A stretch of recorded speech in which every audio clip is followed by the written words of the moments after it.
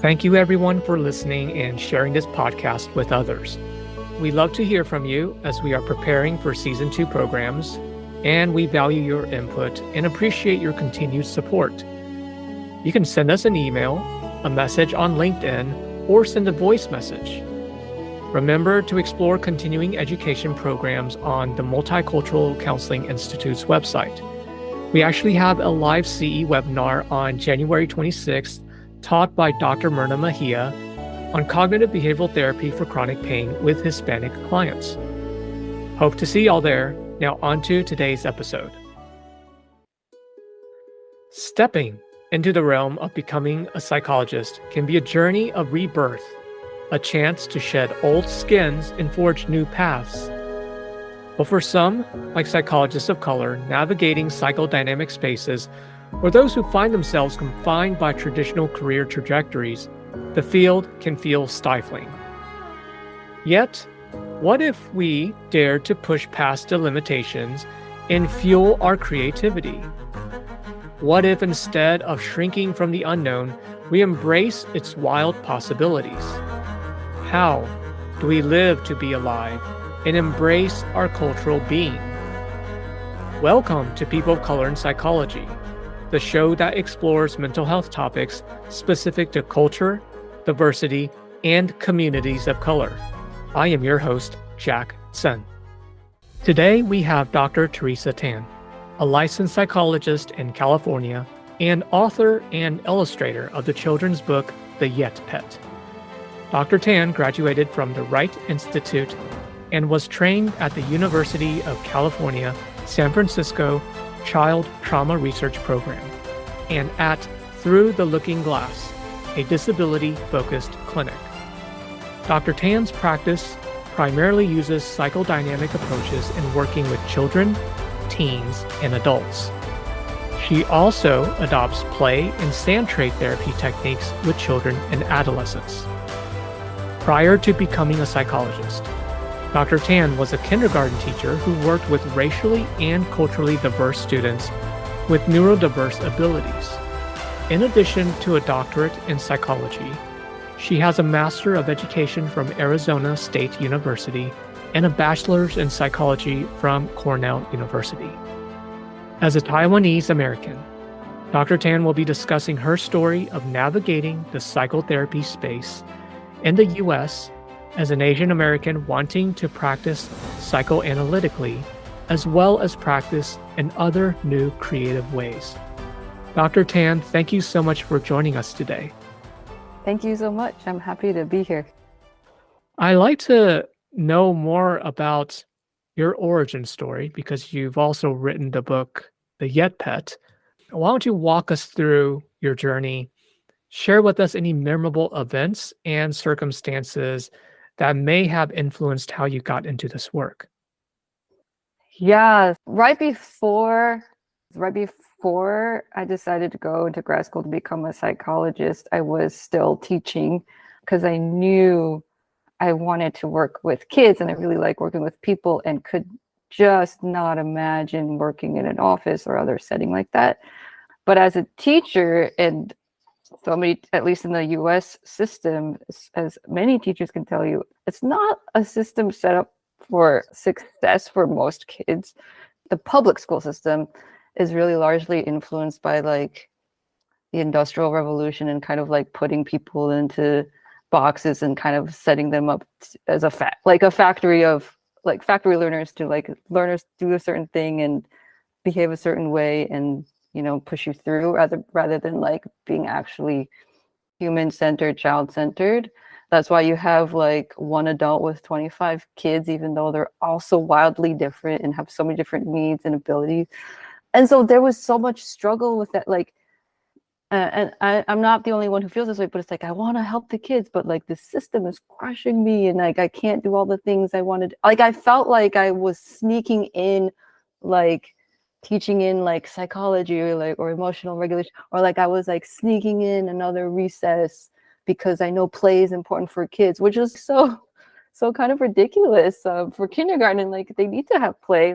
That's what kids are supposed to do at your kindergarten level. Oh my gosh. Yeah, right. But then the system of like, oh, they need to have score a certain level, and people don't know, teachers are not trained in psychology, right? They're not trained in all these things. And so, yeah, literally was like, oh, I'm going to sneak in a recess. They're not developmentally appropriate setups. So really, really found, just kept getting worn down by that, and knowing that there's something, called therapy and psychologists, and was like, no, I need to change. Like, this isn't good for me. I couldn't keep going. And also because I did have a psychology background, I did have this interest, and I had worked with kids on the spectrum before. And I think also there are other teachers who do this, get this, because they know that I can work well with kids with special needs. I tended to be given all of them, which is also not appropriate. An inclusive environment where kids shouldn't, it was like effectively making me another special education class when I wasn't. There's the whole setup not conducive to anyone's growth. I feel like, so I had to get out, and I feel mixed about that, because that's still a system that exists, and there's no perfect system. But I needed personally to get out so I could be alive and functioning and help in other ways. Yeah. So in many ways, observing how the system doesn't cater to a teaching style that you were hoping to provide for the students, you left that environment. And how did you make that shift to go into grad school for psychology instead of, say, something else? Yeah.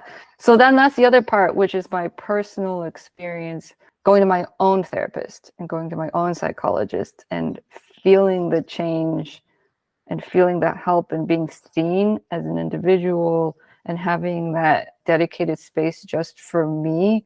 Especially as an Asian American woman, it's easy to put others first, put other needs first, always defer, or always defer my own gratification, or just tend to others' needs. And so it was like, wow, this space is just for me. I get free reign.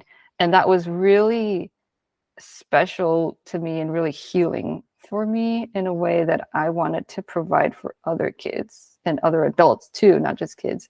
I went only as an adult, but I think I wish I could have had it as a kid as well. And so, including with my love of working with kids and other people, like, I was like, okay, I think this is what I want to do. You felt not just heard, you also felt valued. Valued, yeah, validated as well, yeah, but valued for sure. And there is that intersection of being Asian, also a woman, right? Like you're saying, socialized to defer your needs for others. Yeah. Very practiced at that. Yeah. Okay.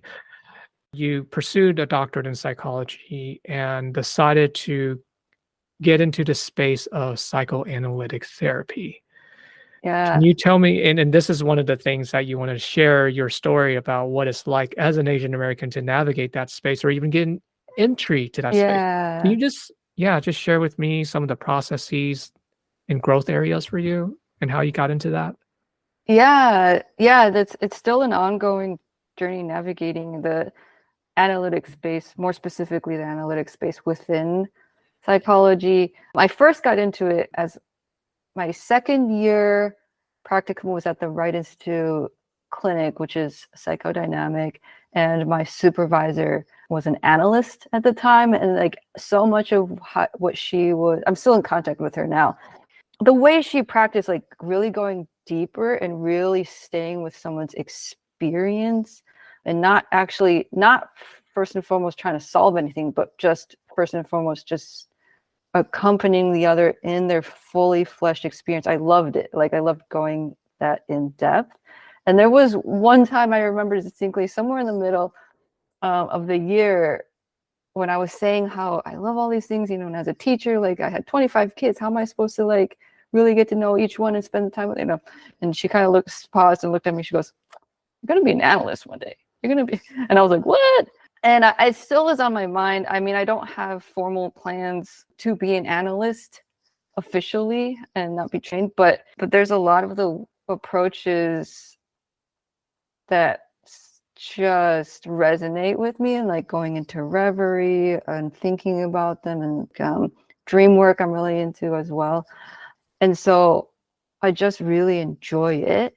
And then the part that can be challenging for me that we alluded to earlier is the space of the analytic field still feels so predominantly white.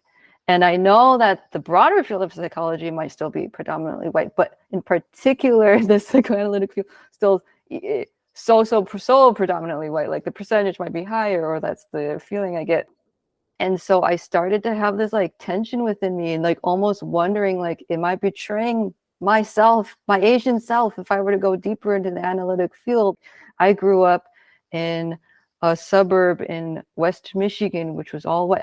I grew up as like one of the only Asians, if not the only Asian in my class growing up in the predominantly white institution. So I was like, oh, am I going back into that?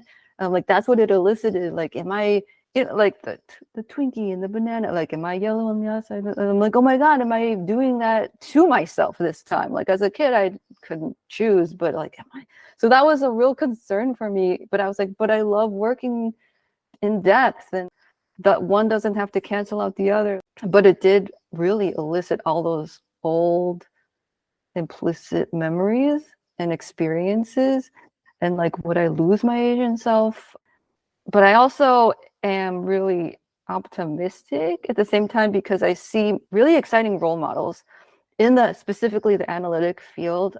I'm going to shout out Yin-Jae Lee for the Asian American Center for Psychoanalysis. They're also the ones who started Asians Do Therapy. And so there's that, and there was like over 300 people showing up at the first session for the Asian American Center for Psychoanalysis. So like, they're not just some, there's a lot of people. And then Mayang Kadaba, who I know personally as well, she's starting a journal called Coloring Psychoanalysis, which is culturally to diversify the analytic field. So I'm like, okay, like clearly I'm not the only one. And maybe there's more of us that also feels like it's really white, and add to it. As you're describing this, there is definitely a lot of internal struggle and battle. Yes. Where, as you mentioned, growing up for you in Michigan, predominantly white environment, you didn't have a choice. And as you gained awareness growing up, in hopes having more choice to select your environment, you started to recognize, oh wait, even in the psychoanalytic space, it's sort of a recreating that early experience. And that early experience, as we know, amongst Asian Americans, it comes at a cost. As you were saying, it might be a banana, a Twinkie, or whatever the terminology is these days. I know. Am I sacrificing part of who I am, my Asianness? But then later on, you persisted and was able to see a small group. I mean, I say small, but it's really not, as you're mentioning, right? There's actually a lot of folks who are wanting to get into depth psychology or psychoanalytic therapy, but they're not quite sure how, because maybe the representation isn't widely disseminated.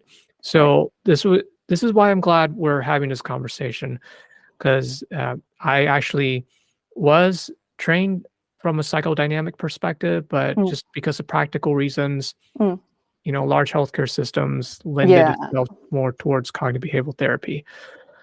And so as you were making that shift, is there anything else you want to share about that story, your journey as you're navigating, getting entry to practicing psychoanalytically?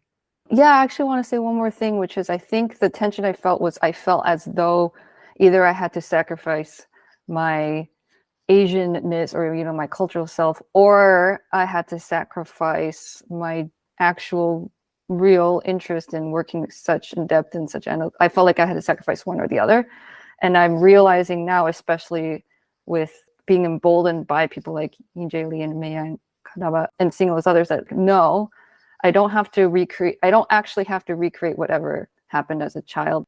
I'm not going to have to be invisibilize my Asianness, but that I can be my full self in the field of psychoanalysis, not sacrifice anything. And in fact, by being in there, this is what enriched the field of psychoanalysis. And so it's still a journey for me, and I'm figuring out my way to do that. But the fact that I have this stance now is really refreshing and enlivening for me. Yeah. So if we were to add color to the field, Hmm. as we're talking about adding your Asianness to the field, can you describe to me what that looks like in practice for therapy?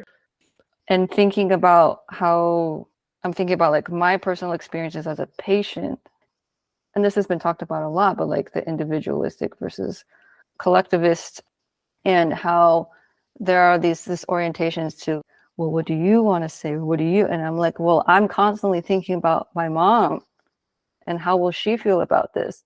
You can't just talk to me about me and ignore my mom. And but it's kind of like, oh, is it pathology, almost tending towards pathology to think, well, you should be really separate from your mom, and why are you thinking about your mom like that? But it's like, no, my mom is really important.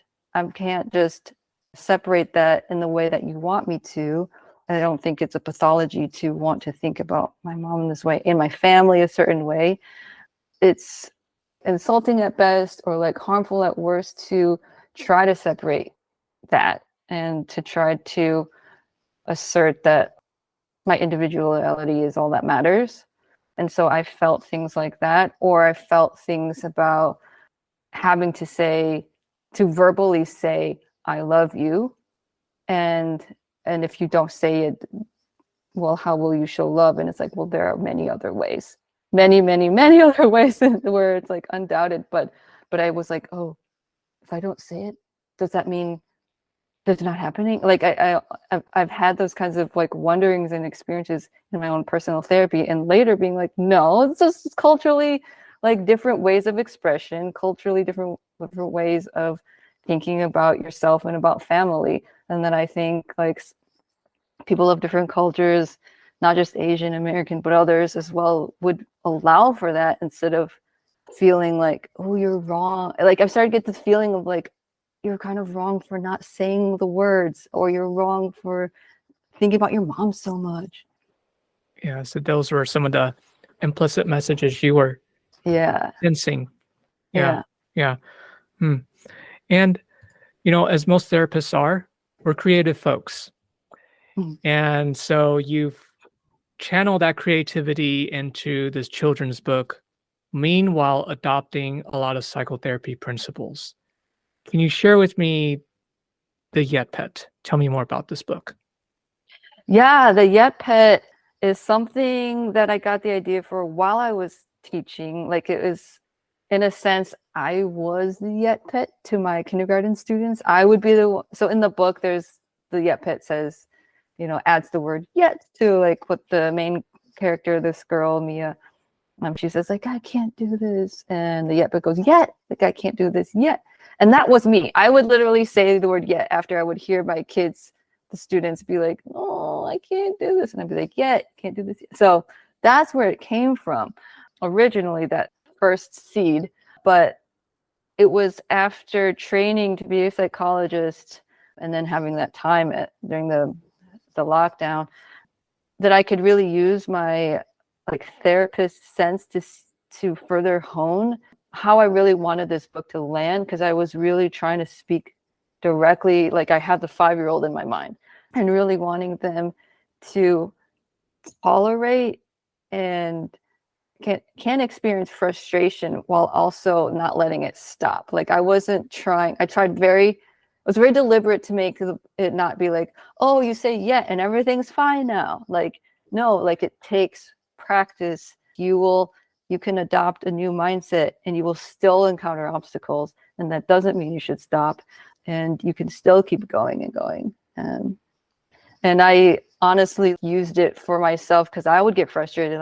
People aren't going to publish this book, and oh my God, this book will never get out. And I was like, I got to apply this to myself. Like I haven't published this book yet, like not yet. Or like, yeah. So, and I still do this now in terms of like, not just like goal oriented towards like, oh, I want to publish a book, but I'm like using it now. Like, I don't know what I'm going to be as a psychologist. I'm still in early career, and there's the yet of all the unknowns that are out there. The training was really oriented towards the training I had was oriented towards being like a therapist in private practice or clinics. But I see examples like you creating this podcast. And I just listened Dr. Mark Standing Eagle Bear. He created like the sweetgrass method and all these other things. And I've created this book, and I like want to create more books, and like maybe I'll create a Yet Pet Club group kids therapy. I don't know. This is like, so I'm just like really excited to see what the unknown in an exciting manner, because unknowns can be really scary, but in this case, this is exciting. Taking these sparks Yeah. of interactions where you question and possibly motivate yourself and others in doing things differently, and it generates creativity, and Yeah. and then taking it elsewhere, and to be able to publish a book. Oh my goodness. Wow. Yeah. Wow. We will definitely link that book in the show notes, and I do hope folks can get that book. I think you can purchase that. It's available on Amazon, right? Yeah. Mm-hmm. Yeah. Mm-hmm. Yeah. So And I also made it a PDF available for free, or for donate whatever you want, pay for what you want, just in case clients might want it, but but yeah. maybe can't afford it yet. Yeah. Yeah. So we'll definitely link the page, the Yet Pet page as well. And my understanding is you also did the illustrations. I did, yeah. Which also fed, again, part of the creativity. It was just this itch I had to scratch. It's something that as a child I really enjoyed doing, drawing and illustrating. And then somewhere in middle school, I like tried to kill it because I got so self-conscious and self-critical and like, well, I'm not.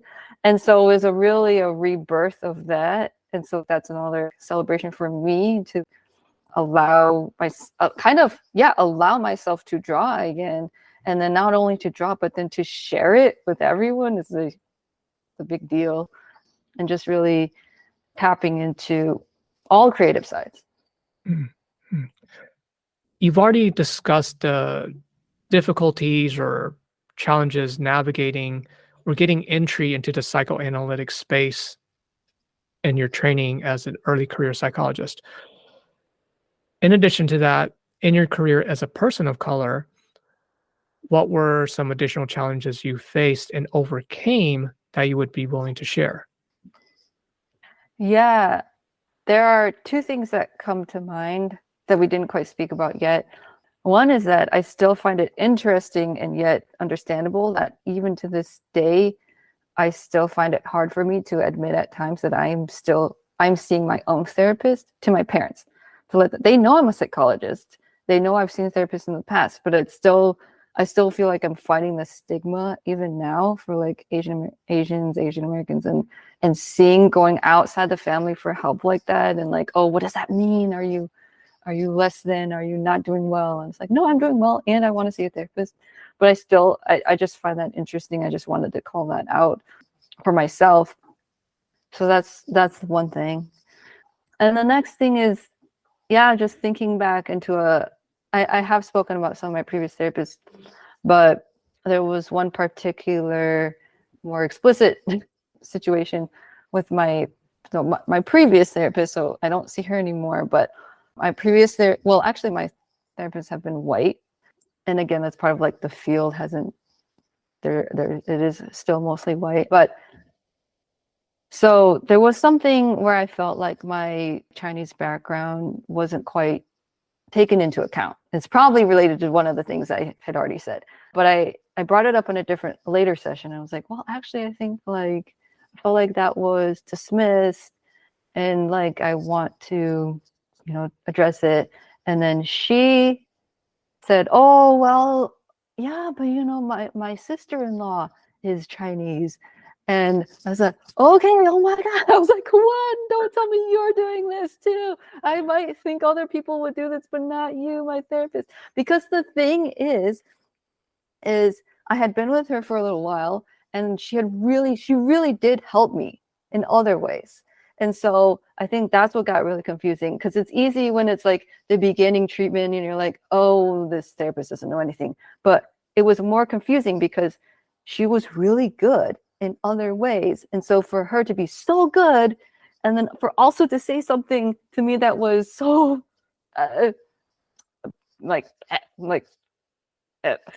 I don't even know what, I almost want to say bad, but like, like to be so helpful and to say something so unhelpful, like, and from the same person was so confusing. And it was really a struggle because the next session I brought up how, okay, but you said your sister-in-law is Chinese. So I couldn't, it was a process. Like I couldn't confront her right then and there, but then I thought about it by myself. And then the next session I brought it up again. And I think she was still defensive. It was still really hard for her to take in. So it's just arduous to having to stand up for yourself to your own therapist who's supposed to be on your side. Yeah. Yeah. It's really addressing the issue of racism, internalized bias. Yeah. Yeah. And I was like, look, you're defensive. It's not my job to help you. You got to figure this out, like, so you can continue to help people. Yeah. Power to you for bringing it up. Most clients would probably just end the session and never return. Mm-hmm. But that was a microaggression in therapy. Yeah. And what I'll say now is in my current therapy, it's a different therapist. I feel a lot more free, both because maybe she is more welcoming, but also because I am much more willing to do it. And I kind of think of it as like talking back and to like question, say something, and I'll really call it out with my current therapist. But the difference is I feel like that she does take it in. And so actually it's becoming a very healing experience and not culturally congruent for me, like to speak back, talk back to your elders or like authority figure. She is older too, but also, has this authority position as my therapist. But it is actually becoming really healing to be like, no, that's not right. Or are you saying that because of this? And so I'm glad for that kind of experience as well. And she's white. Yeah. So Dr. Tan, thank you so much for sharing this process of your journey in getting into this career, publishing the Yet Pet, as well as the experiences that your personal experiences that you're sharing. Is there anything else you want to add today? And more importantly, how do we support you? That's a great question. I just want to take a moment to think, because we did cover a lot that I did want to put out there. I think maybe I'll just say two more things. One is a quote from Howard Thurman that has resonated with me for years. It's what helped me lean into creating the Yet Pet. And it says, don't ask what the world needs, ask what makes you come alive and go do it. Because what the world needs is people who have come alive. Wow, what a powerful message. Yeah, because I think also in my upbringing, I can be oriented again like, towards others. What do you need? What do you need? And what's good for you? What's good for the clients? But this reorients to me, what makes me come alive, and like what helps me can help other people, and what helps me can help me more present, which I think can be such a gift to other people as well. And so kind of this like recentering me is a little different than some of my upbringing. Thank you for sharing that quote. It's so powerful, because when I hear it, I think about the purpose of living. Yeah. To be alive. Yeah. And what's the second message that you wanted to share? Just if you want to help me out, if you could go check out the Yet Pet, and feel free. And I would love to hear from anyone if they also resonate with anything I've said. I would love to hear from you as well. All right, Dr. Tan, any other final thoughts? No, thank you so much for your thoughtful questions and for having me on. Well, Dr. Tan, thank you very much for your time. Well, thank you so much for having me. A huge thank you to our listeners. If you like what you've heard, please share and subscribe to our podcast, People of Color and Psychology. Other ways to support us include registering for continuing education courses or making a donation on the Multicultural Counseling Institute's website. We value your input and appreciate your continued support. You can send us an email, a message on LinkedIn, or send us a voice message on our website. Until next time, this is your host, Jack Zeng.